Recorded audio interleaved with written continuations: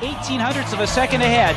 Still leading, looking very good in this run. So far, a mistake-free performance by Canada's Cary Mullen. Yes, he has done it! Cary Mullen takes the lead by 0.05. He may well have claimed his first World Cup downhill.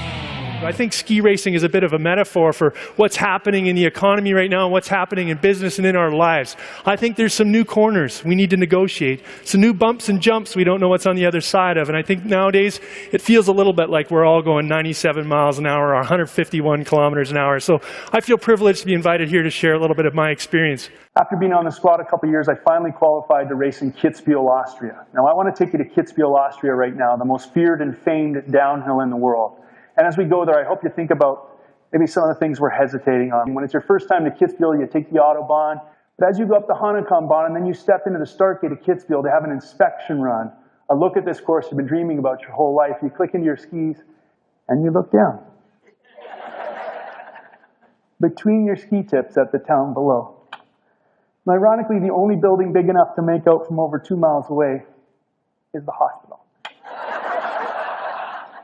I share with you, up to this moment, I had been dreaming my entire life about getting to Kitzbuhel, and now I was finally in Kitzbuhel.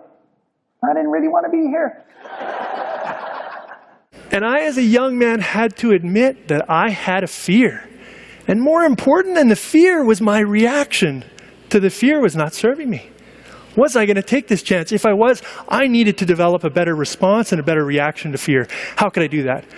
Looked at different ways and actually hatched a pretty simple plan. After that moment, every time when we went out onto the mountain and started to hit a really fast, scary section, I trained myself, lunge forward, lunge forward. Every time we felt that fear, lunge forward, trying to retrain and recondition that response day in and day out, day in and day out. And that's when we set the world downhill speed record at 97 miles an hour. We got to lunge into that fear because our prize is on the other side of our fear. We got to lunge in and grab that prize. For you, I just ask you right now in your role, what can you be lunging into? Is that lunging in and going for this new vision with compassion and conviction? Is it lunging forward and being an innovator? Coming up and getting those new ideas and presenting them and implementing them, not waiting for someone else? Is it lunging forward, having that difficult conversation, or stepping up to the plate to the next level? What could you be lunging into? I just wrote a book recently called How to Win, looking at it, and I came up with 5 winning secrets that we do in sport, and I think these are very confirmational to what you're doing here at Advocare as well. The first of those is really to pick our line. It's getting clarity, it's taking vision and then a decision and saying, that's what I'm going for. It's looking at getting that GPS out, going, yes, this is what I'm going for. Making a decision definitively, going for it. Then it takes lunging forward. This is really stepping out of our comfort zones. Rather than playing it safe, not putting the big toe in, but lunging forward completely. Going for it, doing what others maybe think is a little too risky, but taking those chances. Then being resilient.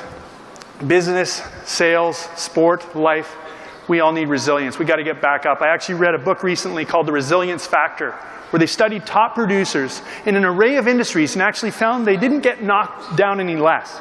They just got back up faster. Get back in that game faster. And I want to make a qualifier about this. It's not redundant persistence, but adaptable persistence. Tweaking it that slight bit, learning and moving on, letting it go and lunge again. A philosophy you already know here at Advocare, but teamwork wins. Can't do it on our own. I was in an individual sport, yet really the longer I was at it, the more I realized it's a team. And embracing the expertise around us, thriving off of that, sharing best practices. And that's something you're here doing today and also for the last couple of days. Finally, a winning process, really looking for ways to improve and continually hone our skills, getting better. And I know that's something that you're strong at as well, continuous improvement. And I looked at what does that winning process involve in our sport, and I actually mapped it out. And I found that it starts with focus.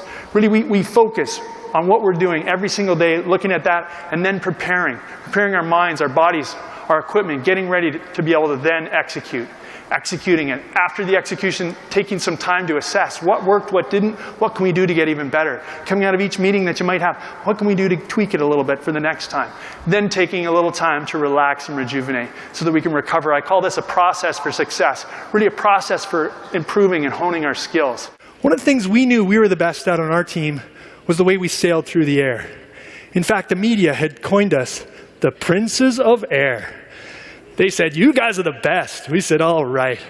Our competitor said, you guys are the best. We said, all right. I'll show you the technique of my teammate, Eddie Podominski, in the air here. You can see the nice, beautiful, compact, aerodynamic position in the air. Here's my other teammate, Brian Stemmel. Now I'm going to show you as I stand up here on the stage the position that most of our competitors used, and see if you can pick up the slight nuance and the difference of the position in the air. Literally, open flailing compared to nice compact aerodynamic. One year we were in Buffalo doing wind tunnel testing. We found to our amazement as we started to test, we saw that this position, this was the slowest position you could do. This was faster than that. I don't know how many wind engineers there are in the room, but logically this seems superior. Yet what we'd done, we'd mastered an inferior technique.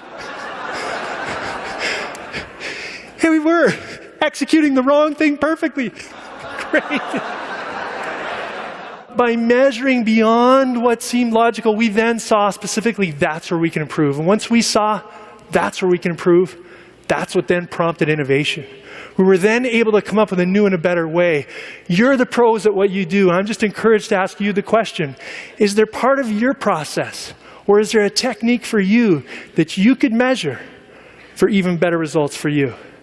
My mom and dad actually love to tell a story of when I was a little 8-year-old kid. I was sitting in our family kitchen one day, and my mom walked in and she said, "Hey, Cary, where are your old ski boots?" And I said, "Well, they're down in the basement." And she and my dad walked down to the basement, and I followed them down, and I said, "Well, what are you going to do with my boots?" My mom said, "Well, we're going to give them to Justin down the way because he's just learning how to ski. And this way he won't need to buy new boots." I said, "Okay." I said, "But do you think when Justin's done with them, we can get them back?" My parents were sort of looking at me quizzically. "Well, why, Cary? They don't fit you anymore." And I said, well, someday the Hall of Fame is going to want my first ski boots. There's one last thing I want to share with you. It's something that I actually brought that my parents got back from Justin a couple years later. We got my first boots back. They're so little. I'm really pleased to have this one here today, and I'm honored and humbled to share with you that I only have the one here today because the other one's now on display at the Canadian Olympic Hall of Fame. The Canadian Olympic Hall of Fame. Hall of Fame. Hall of Fame. The Canadian Olympic Hall of Fame. It is possible. It is possible. Keep the dream alive. Lunge forward and follow your process to success. Good luck.